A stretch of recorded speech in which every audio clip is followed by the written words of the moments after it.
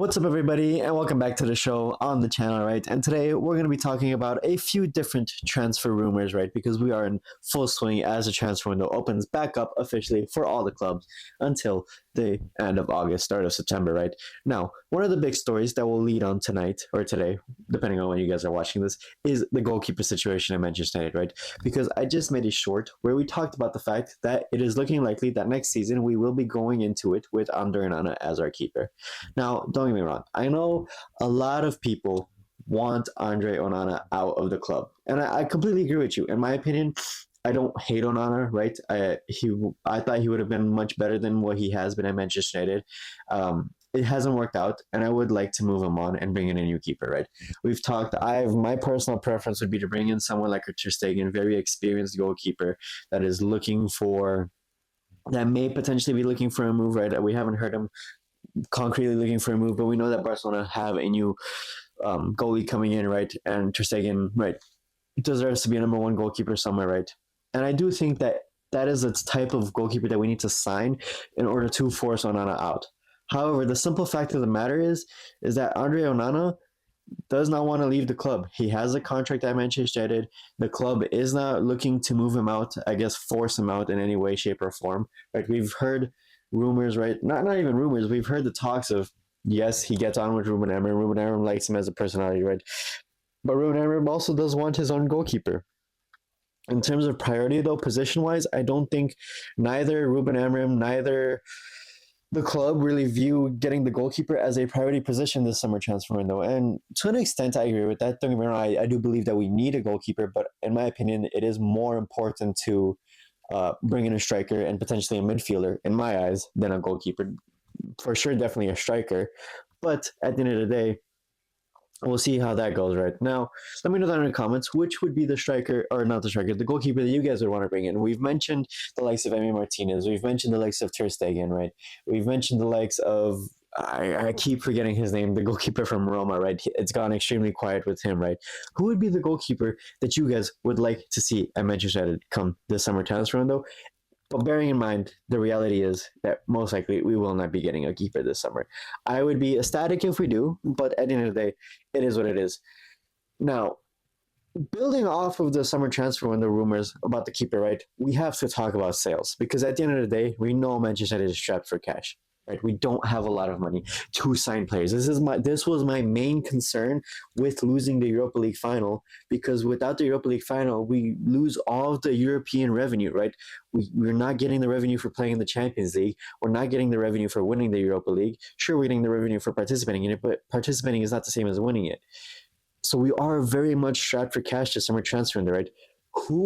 What is the actual plan? Because we know that most likely we're going to miss out on Gyökeres, which is an expensive striker.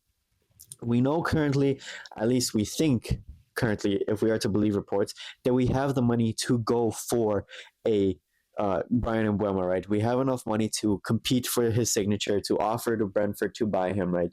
And then after that, despite it being in installments, right? Because I want to make that very clear, we still are looking in the installments market. Despite that, though, that's the main issue that we've had with the striker, for example, right? We don't have enough money to go for Bryan Mbeumo and then also bid for for Gyökeres, right? And I think that's why he's more open to moving to other clubs, right? When it comes to the transfer window, right, this summer transfer window, we have to talk about sales, because realistically, what is genuinely happening with the sales at Manchester United? Right? We've known since halfway through the season, right, since January, that it's going to be another sell to buy summer. We know Ineos is strapped for cash. We know Sir Jim Ratcliffe is strapped for cash, and we know that we're trying to bring in funds. But the more and more we go into the summer transfer window, the more and more I'm not panicking, so to say, right? Because at the end of the day, we still are early into the summer transfer window, right? It's still just June. But at the end of the day, right, who is actually leaving? Because we know Jadon Sancho will not be leaving. We got paid a little bit of money for him coming back from Chelsea, but we know he's not going to be leaving the club. He's most likely going to run down his contract, look for a loan move, which at the end of the day, we're most likely going to have to subsidize part of his wage or most of his wage from to go on loan, and he's going to run down his contract and leave for free next summer, right? That's disappointing. We lost revenue there.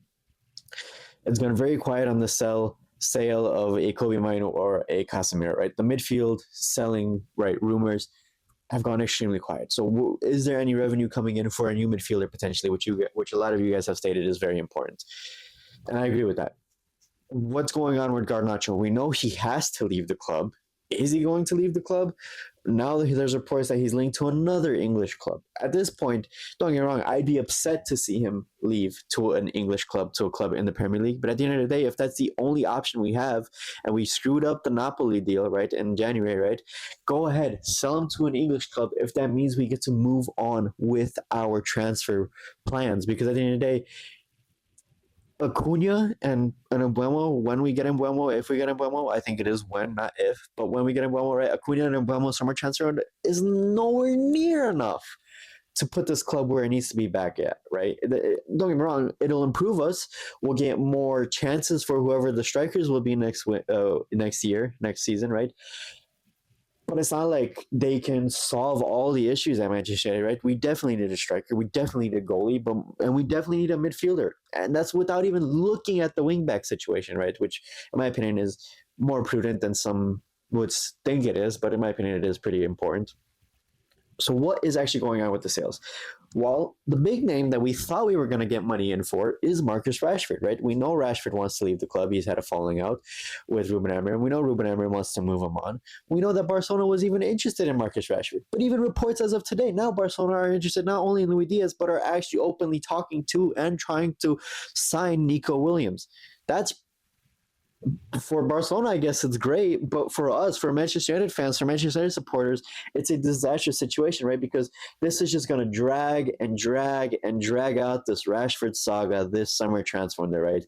Because, right, we need money to buy players. We need to sell players to buy players. And Rashford, out of all of the players at Manchester United currently, is probably the biggest name, probably will fetch us the largest fee. Don't get me wrong, it's not going to be a crazy large fee, right, for Rashford, but it's going to be a fee larger than what we could get from most of our players. And it doesn't look like he's going to go right now, right? We've heard reports, rumors that he is open to staying at Manchester United, which, in my opinion, would be disastrous. I think now really is the time to move Rashford on. Now is the time to get him out of the club. He wants to move. We want to move him on. Just move on. The story, the dream is done for Rashford at Manchester United, right? We need to move him on. And at the end of the day, right, if Barcelona don't go in for Marcus Rashford, if they do get Nico Williams, where does that leave us in terms of sales, right? Because as we talked about, the midfield situation, who's going in the midfield? Because to buy a midfielder, we need to sell a midfielder. What's going on when it comes to selling any of our forwards, right? We know Garnacho will leave. I'm almost positive that it will be on a sale. I highly doubt we're going to loan out Alejandro Garnacho, right? But at the end of the day, that could drag on until the end of the transfer window, right? Because at the end of the day, Garnacho doesn't have to leave. I mean, I'm sure he wants to leave. I mean, I'm sure he wants to play first team football and then work towards getting in the Argentina squad for the World Cup next summer, right? But he doesn't have to leave, right? Ruben Amorim wants him to leave, but who knows what happens with that? So realistically, right now, what are Ineos doing? That's my main concern because it's gone extremely quiet when it comes to sales. And let me know down in the comments below, who would be your priority person to sell this summer transfer window at Manchester United? I want to get your guys' opinion because in my eyes, obviously the priority selling, right? The person that we need to sell is obviously Garnacho, right? But I don't put Marcus Rashford that far behind needing to sell, right? I think if Garnacho is up here on the scale of where we need to sell, I think Rashford is just slightly below him, right? In terms of who we need to sell and why we need to sell him, right? As for other than that, right now it's just gone extremely quiet, and I'm fearful. I'm starting to get fearful. I want to say I'm fearful, and I don't think it's time to panic just yet. I am starting to get a little more fearful of the fact that we don't know who the players that we're gonna sell are, where they're gonna go, what's actually gonna happen, what is the actual genuine plan. That is my main fear, right? But at the end of the day, hopefully we can focus on selling players, and hopefully over time, right? Not over time, but quickly, because we need to get players in before preseason. And in my opinion, that's the main problem, right? Is the fact that preseason is not that far away. People, I mean, I think in 2 weeks, 2.5 weeks, Manchester United are back in training for preseason, and then we fly out to the States. So we fly out, come here to America, right? And we play our preseason tour, and then all of a sudden, then we go back in, and we have to basically finish preseason and start playing the Premier League season. It's not like we're that close to the start of the Premier League season, but at the end of the day, it's very, it's not like we're also that far away, right? June is gonna fly by like this. We're already almost all the way through June. July is gonna zoom by, and August is gonna be here before we know it. And my fear is that if we don't get these players in that Ruben Amorim wants for preseason, we're going to be starting the Premier League season on the back foot. Look at what Liverpool are doing, right? Now, don't get me wrong. Obviously, we're big rivals with Liverpool. I don't want to see Liverpool win, and I don't want to. I begrudgingly admit that Liverpool are having a much better summer transfer window because not only have they bought players, but they've bought players in before their preseason training, before their preseason tour, right? So their manager slot, right, can begin to work with players and integrate them into his system and integrate them into the Liverpool culture much earlier into preseason than what we will be able to, right? And that means that when the Premier League does start, we'll be playing catch up. If we don't get our transfers in before preseason, we will be playing catch up. Make no mistake. And it's not the first time that Manchester United has done this, where we go into a season, right, where we know we need summer transfer window, big signings, and a lot of sales, and we just don't do it. And at the end of the day, it bites us in the butt when it comes to the start of the Premier League season. And we're going to be starting basically behind the eight ball. So my fear and my concern is, right, when do we actually sell? Because we need to start selling quick because we need to get these players in.